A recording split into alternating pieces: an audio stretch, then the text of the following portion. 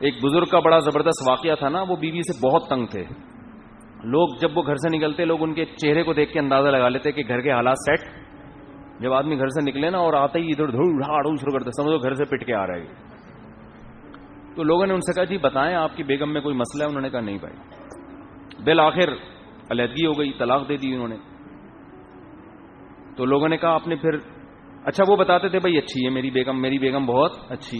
لوگ دیکھ رہے تھے کہ اچھی ہے تو پھر یہ عجیب سے کیوں ہوتے جا رہے ہیں, ٹھیک ہے, ڈپریشن میں جا رہے ہیں. بالآخر انہوں نے چھوڑ دیا اس کو. تو لوگوں نے کہا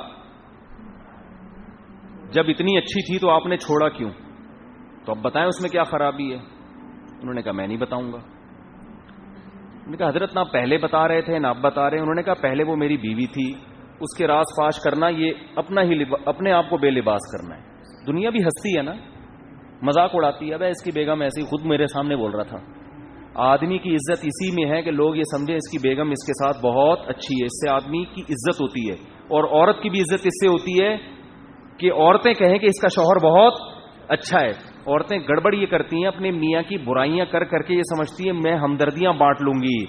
ایسا نہیں ہے. جب آپ اپنے میاں کی برائیاں کرتی ہو نا, اس وقت تو عورتیں بڑے غور سے سنتی ہیں, لیکن ان کے دل میں عزت ختم ہو رہی ہوتی ہے کہ اس کا میاں سالہ 2 نمبر آدمی ہے. تو عورت کی تو عزت اس کے میاں سے ہوتی ہے. ہر عورت چاہے کاش میرا میاں بھی ایسا ہوتا, ٹھیک ہے نا. تو اپنے میاں کی دوسروں کے سامنے اتنی تعریف کرو, عورتیں جلیں تپیں, بولے یار یہ بہت خوش قسمت ہے, اتنے اچھے آدمی کے پاس چلے گئی, بے شک وہ اچھا نہ ہو. تو یہ کھوپڑی استعمال کریں گی تو یہ باتیں سمجھ میں آئیں گی نا. خود ہی اس کو رسوا کر کے تو پھر خود ہی بدنامی ہو جاتی ہے. اور یہ خوب ذہن میں رکھو, جو عورتیں عورت کو شوہر کے خلاف ورغلا کے نا اور آپ کی باتیں سن کے ہاں تمہارا میاں بڑا نالائق, بہن تم صحیح کہہ رہی ہو, طلاق دلواتی ہے نا, اس کے بعد ان میں سے کوئی بھی آپ کو سپورٹ نہیں کرے گا, نہ کوئی پیسے دے گا, نہ کوئی اپنے میاں سے کہے گا اس بہن سے تم شادی کر لو, میری اس بہن سے اب تم خرچہ باندھ دو. گھر اجڑوا کے اس کے بعد بالکل پیچھے ہٹ جائیں گے.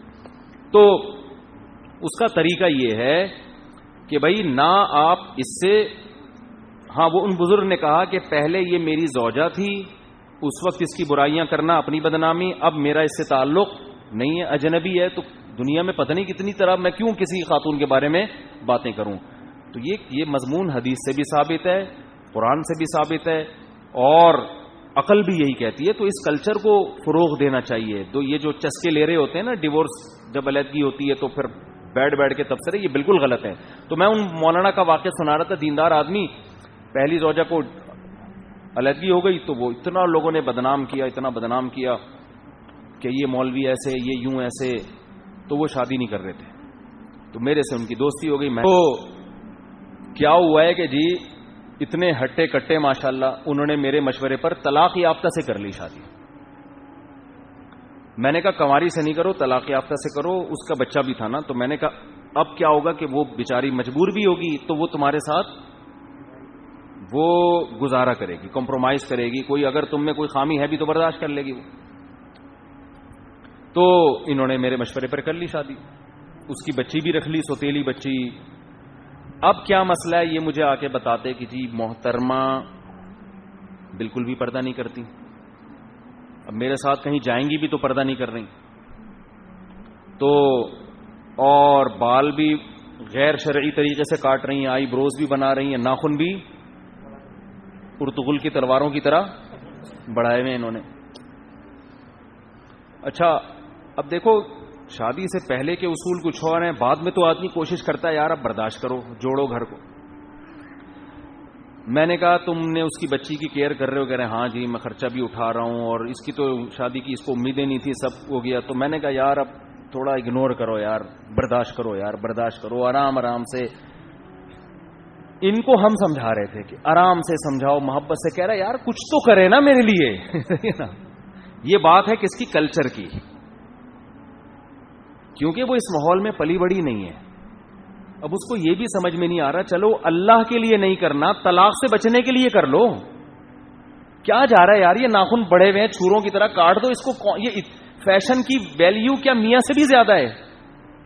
بھائی اللہ سمجھ میں آنا ذرا مشکل ہوتا ہے, تو میاں تو فوراً سمجھ میں آتا ہے نا کہ یہ اس مالدار آدمی تھا وہ, یہ میرا پورا خرچہ اٹھا رہا ہے, یہ مجھے محبت دے رہا ہے, میری مزید اولاد اس سے ہوگی, سسرال مل گیا, خاندان مل گیا, سب کچھ, مگر وہ خاتون ایسی ڈھیٹ کہ انہوں نے نہ آئی بروز بنانا چھوڑ رہی ہیں.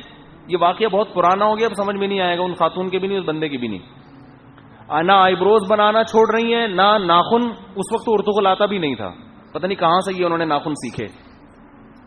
تو میں انہی کو سمجھاتا رہا, میں نے کہا برداشت برداشت برداشت, بالآخر ایک دن انہوں نے چھٹی کرا دی, فارغ کر دیا. پھر گالیاں ان کو نا, اب ایک کو چھوڑا دوسری کو بھی میرے پاس آئے. میں نے کہا یار چھوڑنا نہیں چاہیے تھا, آپ نہیں چھوڑنا چاہیے تھا, برداشت کر لیتے. اس نے کہا بھائی کچھ تو میری خاطر قربانی دینا, مجھے بھی تو لگے کہ بھائی اللہ کے لیے نہیں کر رہی, میرے لیے کر رہے. بات ان کی 100% درست تھی. میں نے کہا اب چھوڑ دیا تو چھوڑ دیا.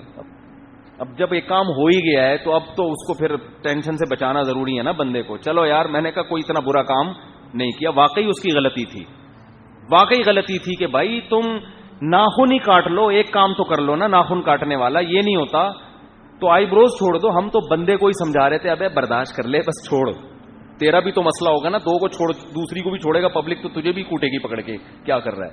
وہی ہوا, خاندان میں اتنے بدنام ہوئے, میرا خیال کئی سال ہو گئے اب تک کنوارے چھڑے چھاٹ ہی گھوم رہے ہیں.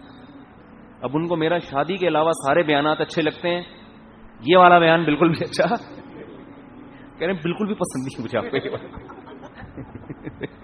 مجھے آپ کا یہ والا بیان بالکل بھی پسند نہیں. تو یہ کیا ہے, کلچر انسان کے بلڈ میں گھس جاتا ہے. اس خاتون کو اس کو پتا ہے کیوں. اب آپ کہو گے بھائی کیا جا رہا ہے ناخن کاٹنے میں, آپ کو تعجب ہوگا نا, کاٹ لیتی. یہ نہیں ہوتا, ان کو یہ لگتا ہے کہ یہ دقیانوسی ہے, میرا میاں مجھے صدیوں پہلے کے زمانے کی طرف لے کے جا رہا ہے. بات ناخن کاٹنے کی نہیں ہوتی.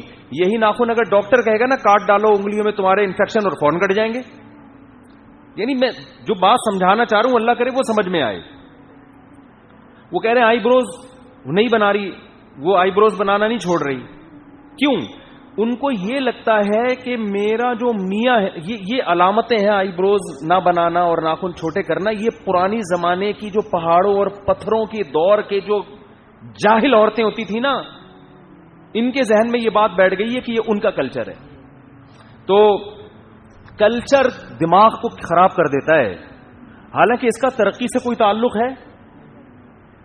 ہمارے ایک دوست تھے, اتنے نیک آدمی اور پڑھے لکھے بھی تھے اور شکل و صورت کے بھی اچھے, بالکل ینگ.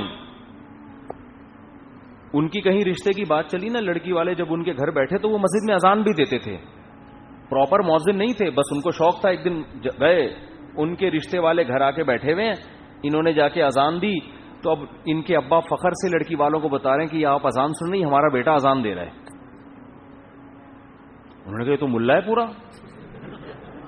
اچھا بھلا رشتہ اس بیس پہ توڑ دیا. اب مسئلہ یہ نہیں کہ اذان سے بذات خود نفرت ہے, ان کے دماغ میں جو کلچر بن چکا ہے نا مؤذن لوگوں کا کہ یار یہ تو بےچارے غریب لوگ ہوتے ہیں, پڑھے لکھے بھی نہیں ہوتے, یہ چیز دماغ میں ایسی بیٹھی ہے کہ ان کو ڈگریاں دکھا رہے ہیں بھائی پڑھا لکھا آدمی ہے اور اس کو اسلام سے محبت ہے, اذان دینے کا شوق ہے. نہیں جی, شوق گویا اس کی علامت ہے کہ یہ معاذ اللہ نقل کفر دقیانوسی لوگ ہیں. تو یہ ہے کلچر انسان کا ایسا کھوپڑا خراب کرتا ہے. سمجھ رہے ہو کہ نہیں سمجھ رہے؟ تو میں یہ اتنی ڈیٹیل اس لیے بتا رہا ہوں کہ ہمیں بھی اپنے بارے میں غور کرنا چاہیے, دائیں بائیں جھانکنا چاہیے کہ یار ایسا تو نہیں کہ ہمارے اندر فلاں برائی کلچر کی وجہ سے آئی ہو, حقیقت میں وہ برائی ہے نہیں. یہ جو میں اتنا چیختا رہتا ہوں اولاد زیادہ, ابھی میں نے گلگت پہ جو داریل میں جا کے نا میں نے وہ جو ولاگ بنایا ہے